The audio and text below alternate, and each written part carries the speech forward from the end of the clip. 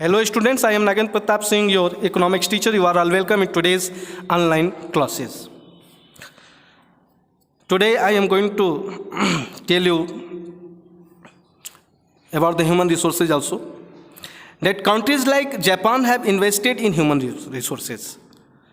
Japan जैसा विकसित देश ज़्यादा से ज़्यादा इन्वेस्टमेंट ह्यूमन रिसोर्सेज में करता है. They do not have any natural resources. उनके यहाँ कोई प्राकृतिक संसाधन नहीं है.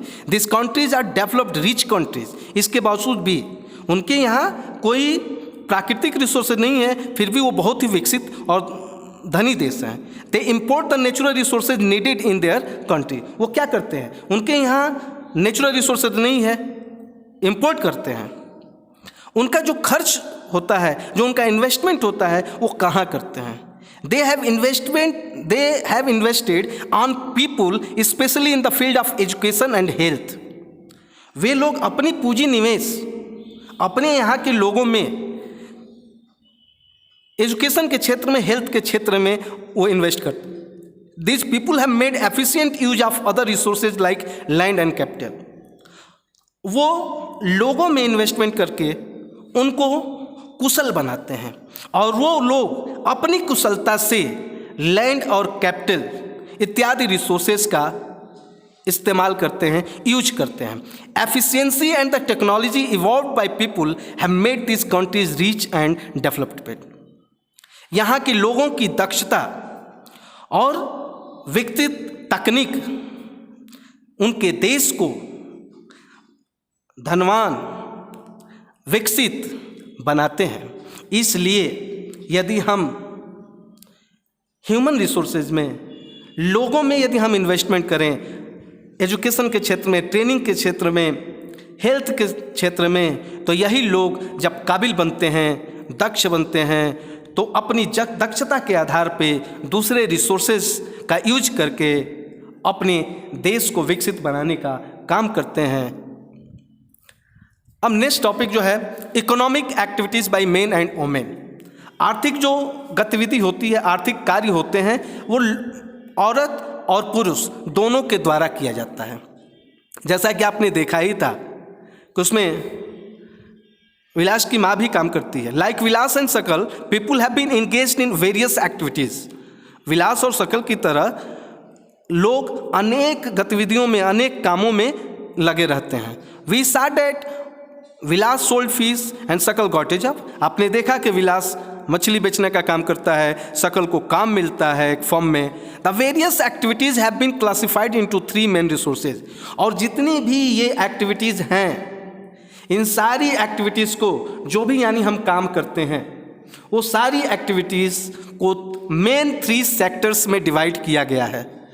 कितने सेक्टर्स में? all the various activities have been classified into 3 main sectors, and that is primary, secondary and tertiary, that we called also services sector. Primary sector में क्या क्या आता है? प्राइमरी सेक्टर में आपका एग्रीकल्चर आता है, फॉरेस्ट्री आता है, एनिमल हस्बेंड्री आता है, फिशिंग आता है, पोल्ट्री, फार्मिंग, माइनिंग, क्वेरिंग. ये सारी चीज़ें आपकी प्राइमरी सेक्टर में आता है. और जो दूसरा सेक्टर होता है, सेकेंडरी सेक्टर, उसको मैन्युफैक्चरिंग या इंडस्ट्री सेक्टर भी बोला जाता है. मैन्युफैक्चरिंग सेक्टर में क्या क्या होते हैं? Trade, transport, communication.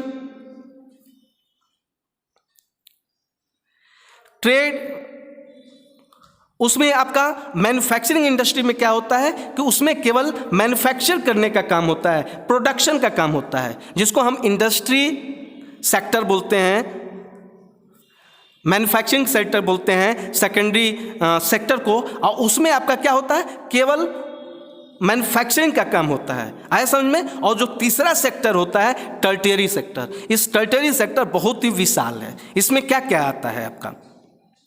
Trade, transport, communication, banking, education, health, tourism, services, insurance etc are included in the tertiary sector. Tertiary sector जो होता है आपका, जो सर्विसेज सेक्टर, वो बहुत ही विशाल होता है. इसमें आपके कई कार्य आते हैं, कई एक्टिविटीज आती हैं, जैसे trade, transport, communication, banking, education, health, tourism, services, insurance. The activities in this sector result in the production of goods and services. ये तीनों ही सेक्टर में जो भी हम एक्टिविटीज करते हैं किस लिए करते हैं? Only for the production of goods and services, and these activities add value to the natural income, national income. These activities add value to the national income. ये जो भी हम कार्य करते हैं और इससे जो हमको पैसा मिलता है, ये सीधे जो है हमारी राष्ट्रीय आय में ऐड होता है। तो these activities are called economic activities. इन्हीं एक्टिविटीज को इकोनॉमिक एक्टिविटीज कहा जाता है।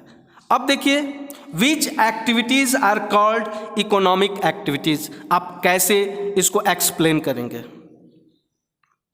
चलिए फिर से मैं बता देता हूं। All the activities which we perform and add value to the national income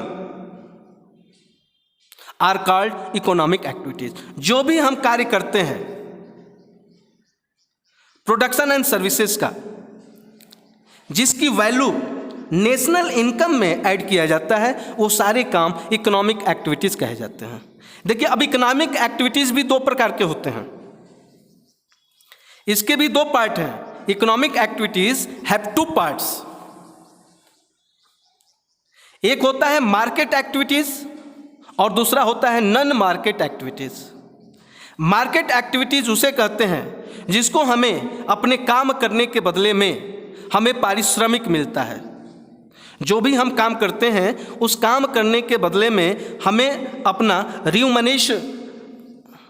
remuneration, जिसको पारिश्रमिक कहते हैं, पेमेंट कहते हैं, सैलरी कहते हैं, हमको अपने कार्य के प्रति कार्य के बदले हमको पारिश्रमिक मिलता है, प्रॉफिट मिलता है, उसे ही मार्केट एक्टिविटीज़ कहा जाता है। Market activities involve remuneration to anyone who performs, that is active,